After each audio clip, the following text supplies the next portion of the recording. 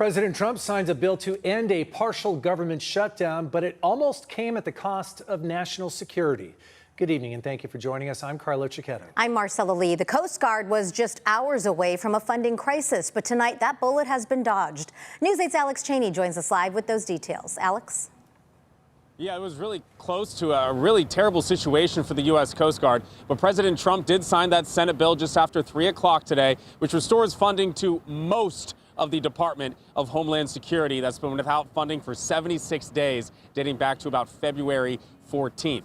So a big day out there on Capitol Hill. It comes after the Trump administration had warned that temporary funds to pay TSA workers and other DHS personnel would soon run out, which includes the U.S. Coast Guard, which is actually the only military branch not to be in the Department of Defense.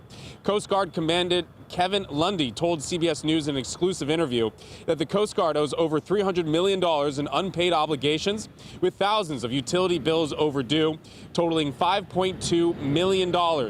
Duty stations and military housing situations were in flux worldwide, but now they should receive the funding that they need. It's going to start to put the Coast Guard back on track.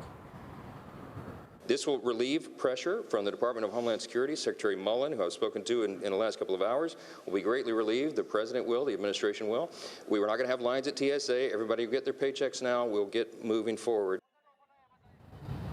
Now, the bill does not fund ICE and Border Patrol, which Democrats refuse to support unless there were changes to those agencies. Instead, Republicans plan to fund those departments through a budget reconciliation process that does not need the support of Senate Democrats.